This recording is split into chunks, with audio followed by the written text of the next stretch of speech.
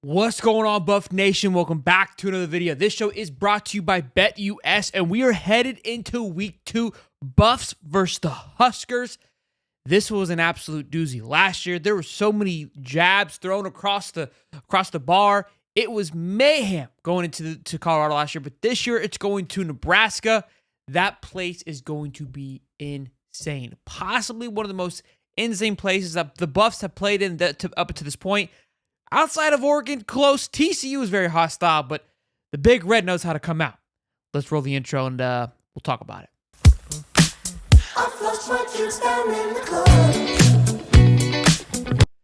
This honestly is going to be probably one of the biggest games of this weekend outside that Texas-Michigan game that happens at noon.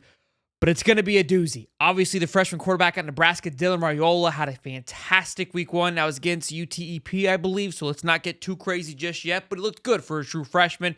And this is where Nebraska's starting to get a lot of hype. Matt Rhule coming in from the NFL last year, expected to turn around very quickly. They've recruited much better. Not that we'll see that recruiting from last year translate right away onto the football field, but there seems to be some momentum for Nebraska headed into this game, which is a massive rivalry game. Now, Matt Rhule did speak about this game a little bit, and he felt that, look, he kind of brushed it off, okay? For anybody that's been following this for quite some time, you remember the interview last year with him busting on the bus where he took some jabs, which got people riled up, which then translated onto the football field. And I think Matt Rhule took a sheet out of his own playbook of like, maybe I should piss off the opposing team this time because he was very and look, I'm not saying that Matt Rhule's tried to do that last time. He was very complimented this time about what Shiloh Sanders is able to do. He goes, you're facing 2 probably of the top 5 draft picks going into next year. Shiloh Sanders can beat you any which way with his feet, with his arm, his ability to move into the pocket, and then my goodness, the wide receiver room is ridiculous. He goes, number 5, he goes, Travis Hunter plays both sides of the balls.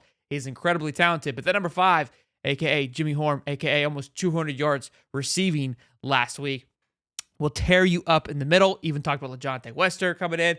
Again, we know about this wide receiver room. But here's what he had to say about kind of the beef that there is going on. You'll kind of hear his demeanor, and then we'll talk about it. To a Colorado media member who referred to the game as a clash of cultures. Programs because they operate differently. Do you see it anything like that? Not at all. I think they're a competitive culture. You know, they go recruit and get the best players they can get. They do well in school. They don't get in trouble off the field, and they compete. I respect it with what they do. Did you ever hear from Dion or anybody after what happened last year? What they said? No. Did you expect to? No. Guys, I don't take anything. Nothing. I mean, like everyone's got their own. Everything's got their own things to do, and like I said, like I got love in my heart and a lot of respect for what they're doing. So, yeah, nothing really bothered me. I mean, at the end of the day, you know, Shador thought I felt like I disrespected his father. He was standing up for him. Good for him. You know, my son would stand up for me. So I think I've got a bunch of players in there. I think they'll show up on Saturday. Well, he's got a big-time arm. You know, he can use all 53 in a third. I love some, I guess, Nebraska beat writer talked about the clash of cultures. I mean, good fun title. Gets everybody clicking and rocking and rolling here. And by golly, that guy who asked the question just threw him under the bus. Like, hey, what do you think about the Clash of Cultures article, man? What? What do you mean by that? With Clash of Cultures. By golly, this is the one thing I was disappointed on was when they asked about the rivalry and how he was anticipated this week and how he was handling it. It's like it gave very a coach-esque answer. And we're gonna have obviously Coach Bryant's presser later on this today, and we're gonna go over that as well. But to see how he responds to it in the sense of like, look, like we're not gonna not wear black or not say their names, kind of really disengaged the intensity that's here. Look, this is a tactic of however you want to play into it. Some coaches lean into it. So yeah, we hate these guys. You know, we don't want to do these things. Some coaches take this approach here. I don't have a rhyme or reason of what is the right or wrong way of doing it, but it's much different tone from last time. I will say that again. I think they're very confident in their quarterback play, but there's still some holes to fix. Again, they went into Boulder last year. The Buffs did win 36-14. I think Shador threw for almost 400 yards in that game. That hasn't changed. There's some new faces on both sides of the ball, but the thing that is consistent is Shiloh Sanders, Travis Hunter, and the consistency of his ability to sling the ball down the football field and his communication with Pat Schumer. A big thing was helmet communication, right? Going into Nebraska is going to be absolutely insane. It's going to be extremely loud. That, in my opinion, I don't feel like is going to fluster Shador too much, just given, again, we talked about it last week, as much experience as he has as playing this game. I don't think that's going to be an issue. It will be interesting to see how much pressure they dial up on Dylan Raiola. I don't think people... Look, here's the one thing that I'll say about the North Dakota State game, okay? I talked about it all offseason. So, although it felt like it was a close one, I felt like they kind of controlled the game very well. Look, this team, that last year, I feel like Colorado probably would have blundered that, right? Those were some things that people kind of overlooked, that when North Dakota State was driving, making some big moves, Colorado kind of made more mistakes at the end last year than they did this game. So some changes were definitely made, but the game was always in control. Even when they were behind, it never felt like they were out of it, right?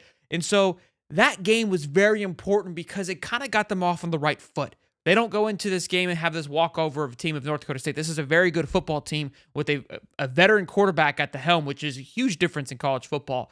And I think that's what's going to be the difference maker come Saturday is Dylan Raiola, fantastic football player, but I think he's going to get a little bit shell-shocked rolling into it. So let's talk about this, okay? Actually, no, I do want to talk about this first because this show is brought to you by BetUS. And when you use the link in the description, ladies and gents, for your first 3 deposits, you get back 125% up to $2,000. And here is what the spread is. +7 for Colorado headed into the Big Red House come Saturday, 7:30 p.m. Eastern Standard Time.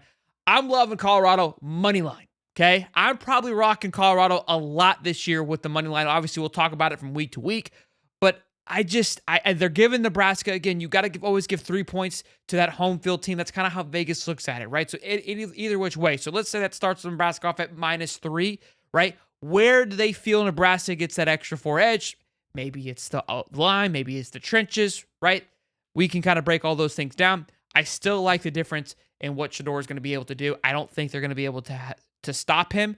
And if they're putting up 30, 42 points, I don't see Nebraska putting up a comfortable 40, 35 points. Will they put up 28? Maybe.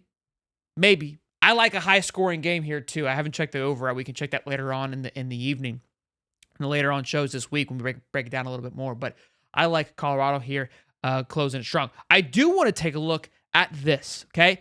I watch a lot of different players. I mean, obviously, Travis Hunter is very fun to watch, but you can learn pretty quickly. They're not going to throw him the ball, right? Because he's just locking things down. So in a way, you know you're good when you don't see him very often because nobody's throwing to him. But Shiloh is just floating around the field. Watching him play Saturday, I thought the man had the playbook.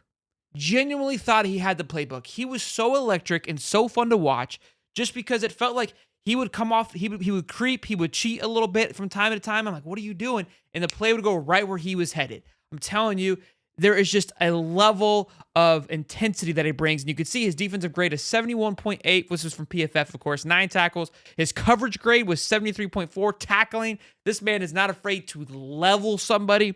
86.2. And the return defense, 74. So, look, phenomenal PFF score from Shiloh Sanders. You kind of remember that early on in the offseason, he was talking about, like, hey, talking to his pops, was like, keep talking about me being going first round, too. I'm in there.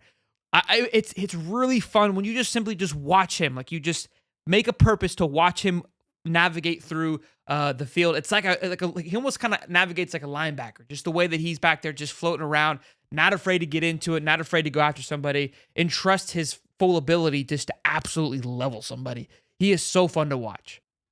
So all in all, Matt Rhule doesn't give us too much juice like he did last time, but it was interesting to hear him talk a little bit. Again, we will be having Coach Prime's presser later on today that will be released. So keep your eyes and ears peeled for that bad boy. Be sure to smash the like button and subscribe. And of course, this show is brought to you by BetUS. Use the link in the description, and I'll see you on the next one.